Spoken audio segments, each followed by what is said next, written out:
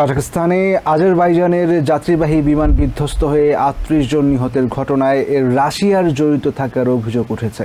বৃহস্পতিবার আজারবাইজানের সরকারের একাধিক সূত্রের বরাত দিয়ে গণমাধ্যম জানায়, গ্রোজনি এলাকায় ড্রোন কার্যক্রমের কারণে বিমানটি মাঝ আকাশেই ক্ষতিগ্রস্ত হয়। এভিয়েশন বিশেষজ্ঞদের ধারণা, রাশিয়ার এয়ার ডিফেন্স সিস্টেমের স্বয়ংক্রিয় ক্ষেপণাস্ত্রের আঘাতে বিমানটি ভূপাতিত হয়ে থাকতে পারে।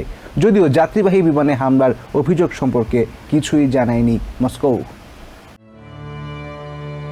কাজাখস্তানের আক্তাউ বিমানবন্দরের কাছে যাত্রীবাহী বিমান বিধ্বস্তে হতাহতের ঘটনায় রাশিয়ার সম্পৃক্ততার অভিযোগ উঠেছে। বেঁচে থাকা যাত্রীরা দাবি করেছেন, দুর্ঘটনার সময় বিকট বিস্ফোরণের শব্দ শুনতে পেয়েছেন তারা। আজারবাইজান সরকারের একাধিক সূত্রের বরাত দিয়ে গণমাধ্যম জানায়, গ্রোজনি এলাকায় রাশিয়ার ড্রোন কার্যক্রমের কারণেই বিমানটি মাঝ আকাশে ক্ষতিগ্রস্ত হয়।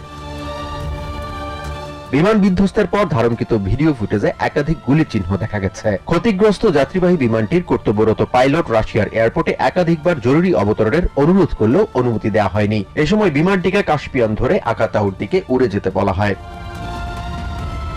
নিরাপত্তা বিশ্লেষক মাইক মুলরয় জানান, কাজাখস্তানে বিধ্বস্ত বিমানটি পাখির সাথে সংঘর্ষে ভূপাতিত হয়নি। বিমানটির গায়ে বুলেটের গর্তগুলো আসলে রাশিয়ার এয়ার ডিফেন্স সিস্টেমের স্বয়ংক্রিয় ক্ষেপণাস্ত্রের আঘাতে ঘটতে পারে বলেও মনে করেন তিনি। জার্মান ভিত্তিক এভিয়েশন বিশ্লেষক আন্দ্রিয়াস স্পায়ার জানান, আজারবাইজানের বিমান বিধ্বস্তের ঘটনা স্বাভাবিক কোনো দুর্ঘটনা হতে পারে না। বিমানটির লেজ এবং ডানায় হামলার চিহ্ন দেখা গেছে উল্লেখ করে তিনি বলেন, ইচ্ছাকৃতভাবে বিমানটিকে ভূপতিত করা হতে পারে। বিধ্বস্ত বিমান থেকে উদ্ধার হওয়া আহত যাত্রীদের অবস্থা অন্যান্য বিমান দুর্ঘটনায় হতাহতদের চেয়ে একেবারেই আলাদা বলে জানান আন্দ্রেয়াস। যাত্রীবাহী বিমানে হামলার অভিযোগ সম্পর্কে আনুষ্ঠানিকভাবে কিছুই জানায়নি মস্কো। তবে রাশিয়ার বেসামরিক বিমান চলাচল কর্তৃপক্ষ রোসাভিয়াতসিয়া প্রাথমিকভাবে জানায়, বিমানটি পাখির সঙ্গে সংঘর্ষের পর আকাতাউ শহরে জরুরি অবতরণের সিদ্ধান্ত নেয়।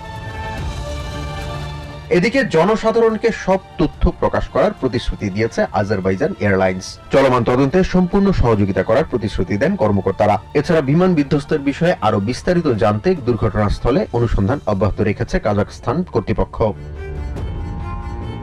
জাহান Mithun, TVN 24 news desk. New York থেকে সম্প্রচারিত টিভিএন 24 টেলিভিশন বিশ্বজুড়ে বাঙালির কণ্ঠস্বর।